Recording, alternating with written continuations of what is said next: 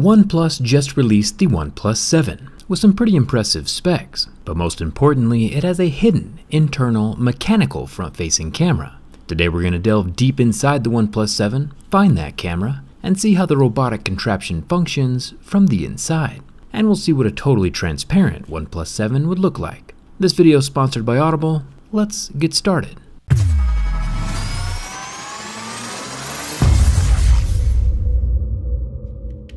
Not gonna lie, I kinda like this nebula blue colored back glass. It's got that frosty matte finish on top, which will probably cloud the internal components a bit when we remove the coloring from the glass, but we'll have to see. The back glass comes off like most modern smartphones. A lot of heat softens the adhesive, and then my thin pry tools can slip in and slice through the black sticky stuff, holding everything down. OnePlus doesn't have a specific IP rating for the OnePlus 7. We'll have to delve into that a bit more during the full teardown. Right now I'm just being super gentle with the glass, because glass is glass and glass can break. I'm also being super gentle with my fingers around that razor blade, because fingers are fingers, and fingers can take apart cell phones. This is a bit harder than it looks, so I should probably definitely suggest not attempting this on your own. I'll slide off the back panel, the final top line of adhesive stretching loose, and we get our first look at the battery. It's, still not red, but the pull tab is. I've been asking OnePlus to bring back the epic red battery ever since the last one appeared on the OnePlus 2. And this is the best looking phone I have ever been inside. The biggest disappointment of this phone is that the battery is not red. We get our first glimpse at the non-red battery. I guess OnePlus didn't get the memo that internal beauty is just as important as external beauty. This also exposes the totally not red battery. Kind of disappointing. It's not red. Finally lifting open the OnePlus 6T reveals no red battery. I've been doing this for a really long time, but I do believe that the squeaky wheel gets the grease and we'll have a red battery again soon. This time around the battery is black, and with the red pull tab, I still think it looks pretty aesthetic. So I think I'll leave it alone for this OnePlus 7 Clear Edition. The motorized camera is up here at the top, hidden underneath the black plastics, so we will have to unbury that component still. Unfortunately, it looks like in my excitement to take apart the 7, I forgot about the wire cable attached to the rear sensors and LED flash, and I kinda decapitated the Lego style connector. Nobody tell OnePlus. I'll use a bit of heat and my razor to pop off the camera lens housing. This is its own separate unit, which I think is a bit better design than LG's idea of using the entire back panel as a camera lens on the G8. Big pieces of glass have more of a chance of breaking than smaller pieces of glass.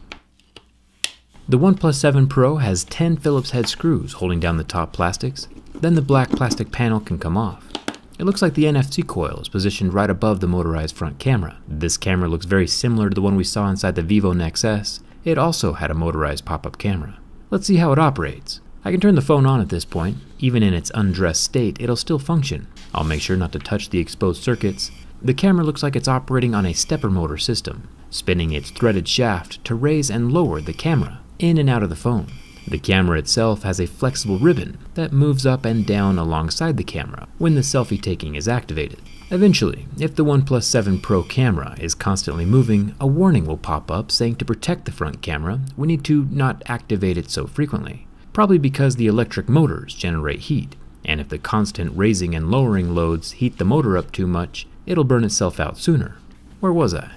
Oh yeah, raising and lowering the camera too much. OnePlus said that in their own testing, this camera is capable of raising and lowering 300,000 times, which is rather impressive. Manually pressing down on top of the camera when it's in the open position does engage a safety mechanism that pulls the camera in automatically. Mechanical moving parts inside of a cell phone are pretty much my favorite hardware feature of all time.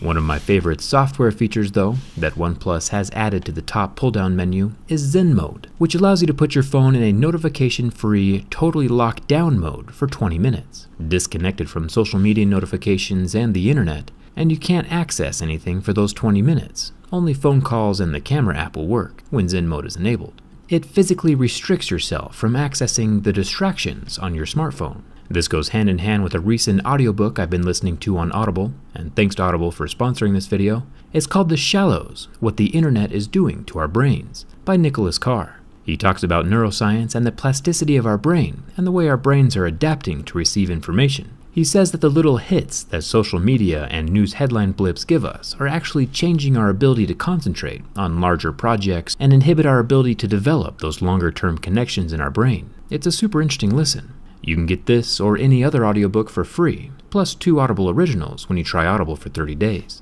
Visit audible.com/jerryrig or text the word jerryrig to 500-500. Normally, I like to bump up the speaking speed a bit when I'm listening. The Audible originals are exclusive audio titles created by storytellers that sound way more like an immersive production instead of just a narration. It's pretty interesting. Audible is one of the many ways to develop those longer-term brain connections and enable better concentration abilities. You know, the important stuff. Grab your free audiobook at audible.com/jerryrig or by texting jerryrig to 500-500.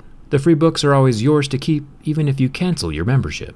I've personally been limiting my own social media intake, and it's good to see OnePlus providing a built-in option for their users with Zen Mode. I think every phone should do this.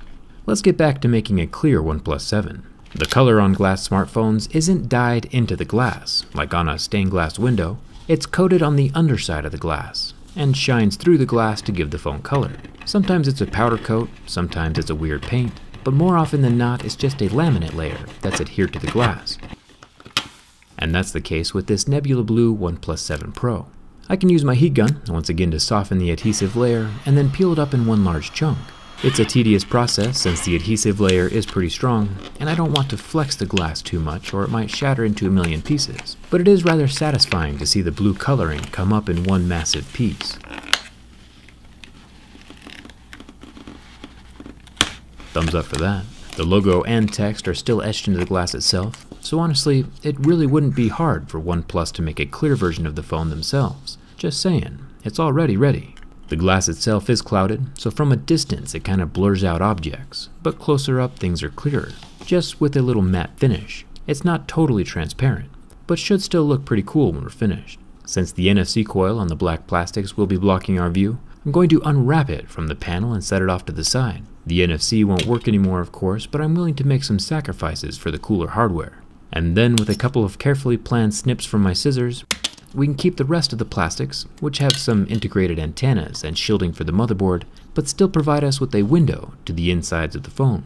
I'll screw everything else back into place so it's as close to stock as possible, and then I can clean off the underside of the rear glass panel to get rid of any fingerprints and minor adhesive residue. The laminate coloring did come off pretty clean. The rest of the install is pretty simple. I'll add some thin, strong double-sided tape all around the 4 sides. I'll link this tape in the description, and I'll put some on the back of the camera lens, making sure it's surrounding the entirety of the edge so that dust will never start to seep in. Not too shabby. And that's what the OnePlus 7 looks like, totally naked. No coloring, hardware exposed, with a see-through glass panel, and a tiny window in the corner for the coolest part. The motorized front-facing camera is visible. If OnePlus has gone through all the effort of adding cool hardware, I think they should at least want to show it off with the Clear Edition, right? What do you think about it? Should I have changed the battery to red, or do you like the stealthy black? Should I add the red battery when we delve deeper into the 10-layer thermal heat pipe OnePlus has been talking about? Let me know down in the comments. Coming out with me on Instagram and Twitter. I only post a few times a week, you know, keeping the healthy balance with social media and real life. Make sure to grab your free audiobook with the Audible link in the description, and thanks a ton for watching. I'll see you around.